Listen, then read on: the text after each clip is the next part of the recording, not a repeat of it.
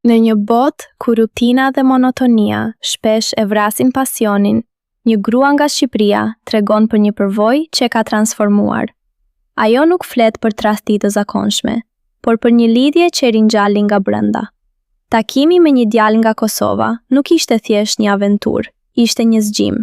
Në këtë rrëfim, ajo përshkruan se si një energji e re, një mentalitet tjetër dhe një qasje ndryshe ndaj intimitetit e bën atë të rishikonte gjithçka që dinte për veten dhe për marrëdhëniet.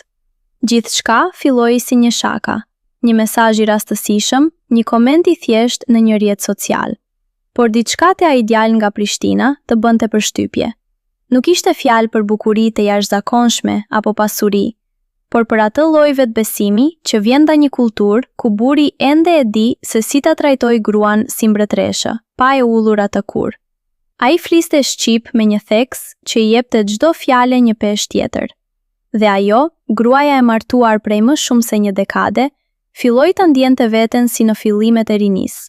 Burri i saj ishte i mirë, por i parashikueshëm. Jeta e tyre ishte kthyer në një orar: punë, fëmijë, darkë, televizor, gjumë. Intimiteti ishte bërë mekanik, një detyrë që kryhej pa dritë, pa zë, pa shpirt. Por ky djalë nga Kosova, ai kishte një mënyrë tjetër për të komunikuar. Ai nuk fliste për dashurinë, por e bënte të ndihej ajo në gjestet më të vogla. Një dorë në shpinë, një shikim që zgjaste pak më shumë se ç'duhej. Një zë që u lërinte kur fliste për gjërat e përditshme, por që bëhej përshpritje kur i drejtohej asaj.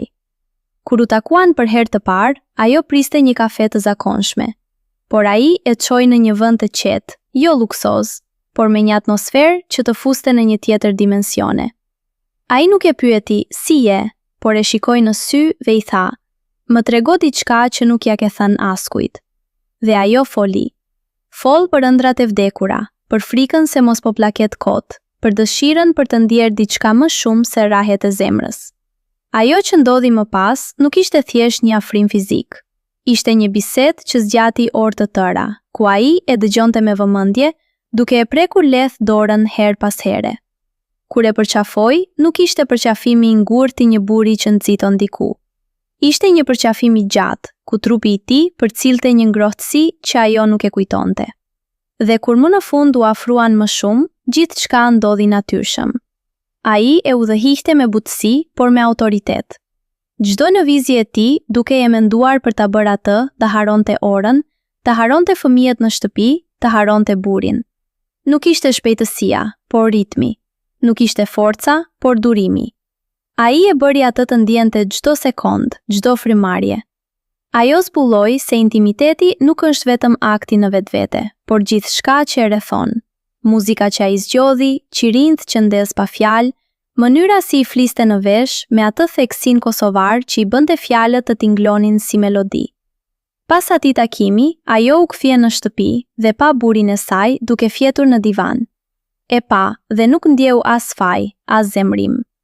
Ndjeu vetëm një dallim të madh. Buri i saj ishte një njeri i mirë, por ai nuk e shihte më. Djali nga Kosova e kishte parë atë, jo si nën, jo si grua të dikujt, por si një grua me dëshirat e veta. Ajo filloi të vërente detaje, si e mbante ai gotën kur pinte ujë, si ecte përpara saj duke hapur derën, si i thoshte emrin kur nuk ishte e nevojshme. Dhe kuptoi se ajo që kishte përjetuar nuk ishte thjesht një tradhti fizike, por një tradhti emocionale ndaj vetes së saj. Ajo kishte haruar se çfarë do të thoshte të dëshirohej me të vërtetë. Djali nga Kosova nuk i premtoi kur asgjë. Nuk i tha do të marr, nuk i tha lëre burin. Por ai i dha asaj një pasqyrë ku ajo pa veten të lumtur. Dhe kjo ishte më e rrezikshme se çdo premtim. Sepse tani ajo e dinte se ekzistonte një lloj lidhjeje ku ajo mund të ishte plotësisht e zhveshur, jo vetëm nga rrobat, por nga maskat. Sot ajo nuk ka lënë burin, por as nuk e ka haruar atë gjallë. Dhe kjo është tragjedia dhe bukuria e rrëfimit të saj.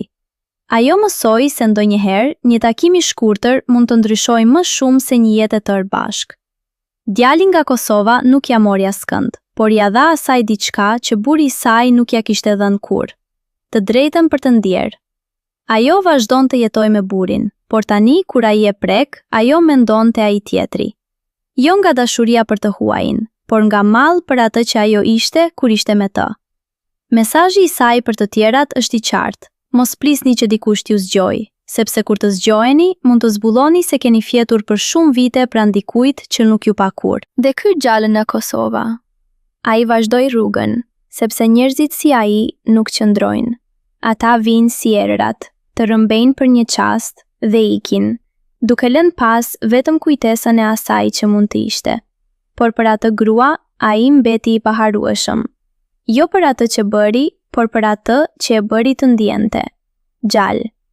Në fund të fundit, kjo nuk është një histori për tradhti. Është një histori për zgjimin e shpirtit femëror, për fuqinë e një shikimi dhe për atë theks kosovar që i bën fjalët të kenë peshë. Ajo nuk të ta haroj kur, jo sepse ishte më i mirë se buri i saj, por sepse për një çast ai e bëri atë të ndihej e vetmja grua në botë. Dhe ajo, për një kohë, e haroi gjithçka tjetër. Por historia nuk përfundon me atë takim.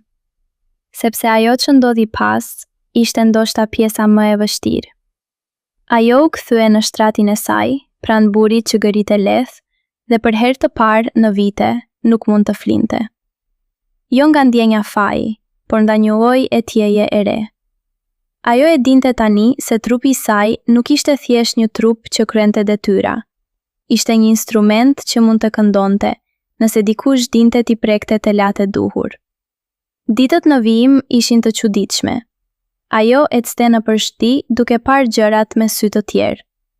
Supet e burit të saj, që dikur i dukej të ngrohtë, tani i dukeshin të rëndontë. Hapësira mes tyre në shtrat dukej si një oqean.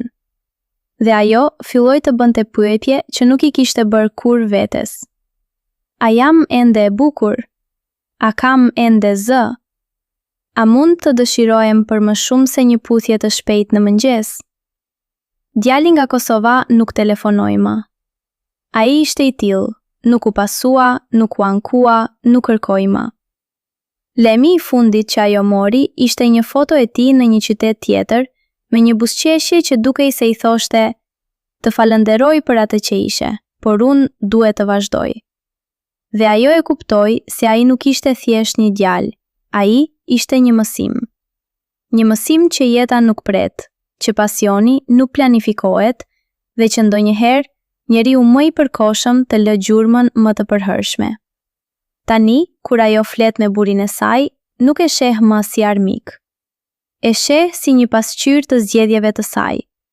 Dhe ndose nuk do ta ndaj kur këtë sekret me të, ajo e di që një pjesë e saj do të mbetet përgjithmonë në atë mbrëmje, në atë dhomë, në atë përqafim ku koha ndaloi dhe ku ajo, për pak qaste, ishte thjesht një grua që ndjente gjithçka. Dhe kjo, ndoshta, është më shumë se që të kishte guxuar të ndëronte ndonjëherë.